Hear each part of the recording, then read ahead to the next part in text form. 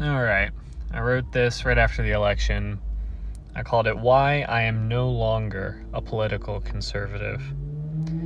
In 2016, I considered leaving the country because Donald Trump was elected.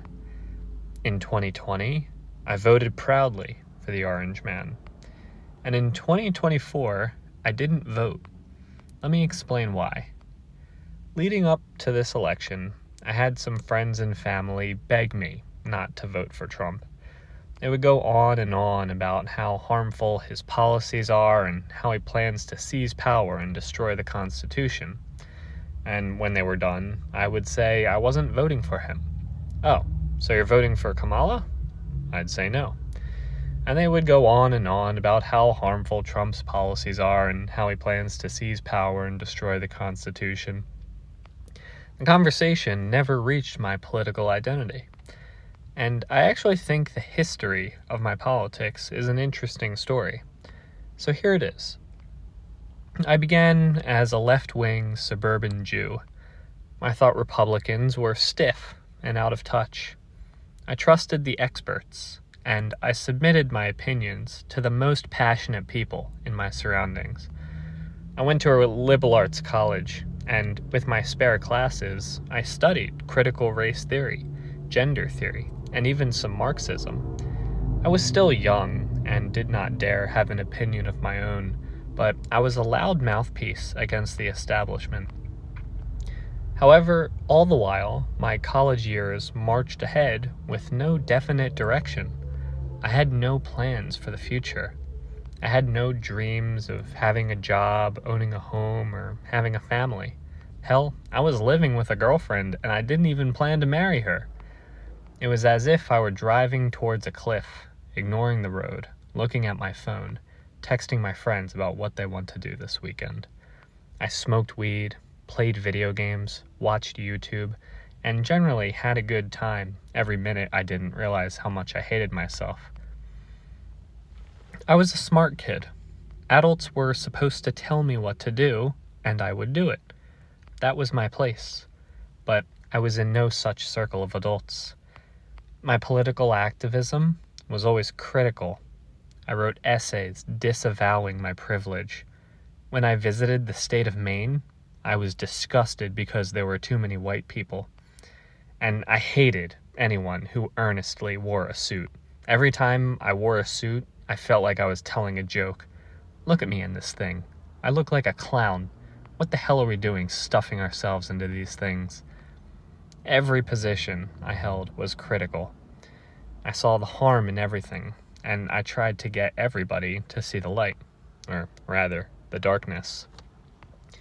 It was then that Trump got elected. I was devastated and furious. How could these idiots not understand the harm of his policies? I wanted to do better in my activism, so I expanded my media to more expert sources. And a funny thing happened. When I watched interviews with serious journalists, historians, and scientists, I grew an appreciation for their breadth of knowledge. I saw how solidly they commanded the recesses of history and statistics, and how calm they were under pressure. I admired them, and I wanted to be like them. And moreover, they sometimes elaborated the path that led them to be the clean-cut experts they were.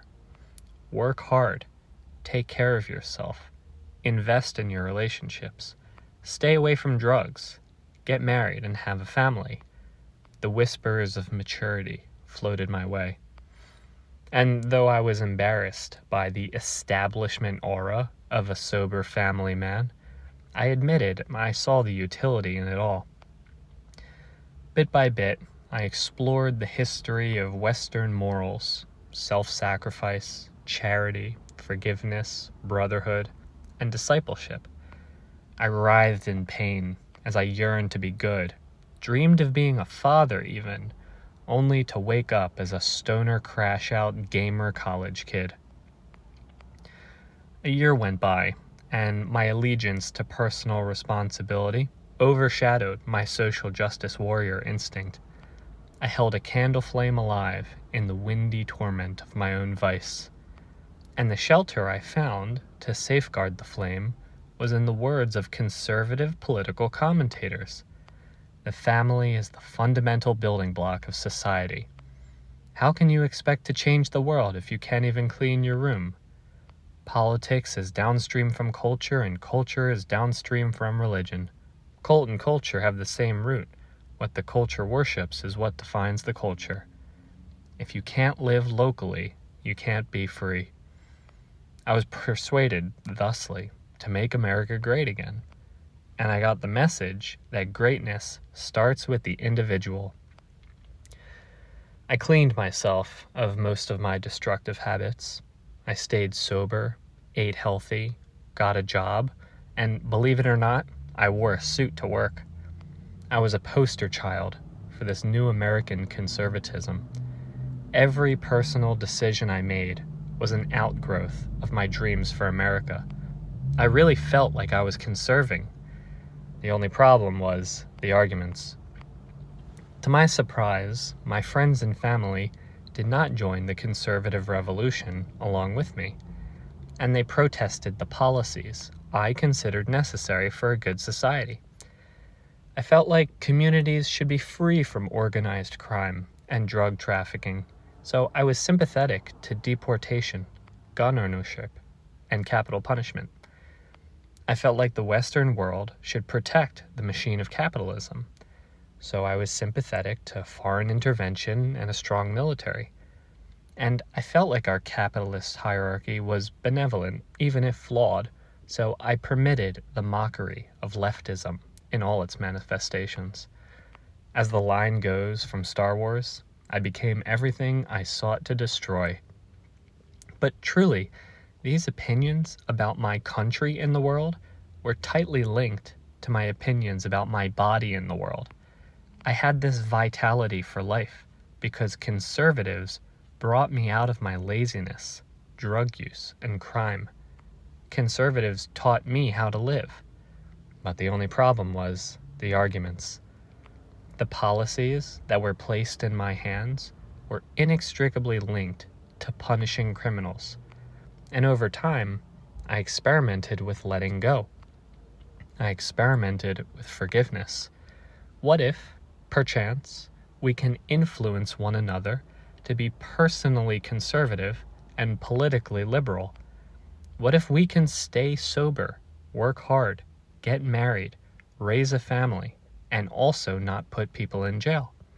Yes, we will feel the full effect of crime, but what right do I have to kidnap a poor kid and lock him in a cage? I was once that poor kid. And I was never persuaded to fix my life by the threat of violence, only by the threat of consequence, by the truth, the way my soul interacts with my body. Conservatives taught me that. So why now does it follow that we can fix other people's lives with targeted threats of violence? So I gave up on politics. In my era of conservative ecstasy, I proudly voted for Trump, but now I committed to political abstinence. All my closest friends are conservative, since they're riding the same wave of personal responsibility that I attempt to ride, but I simply choose to forgive criminals instead of punishing them. This is all an experiment, and I still wonder where the line is between government and public service. I don't consider myself an anarchist, but I don't feel bad for not having voted. I don't know what I am, but I can say confidently I am happy to be concerning myself with acts of service instead of acts of activism.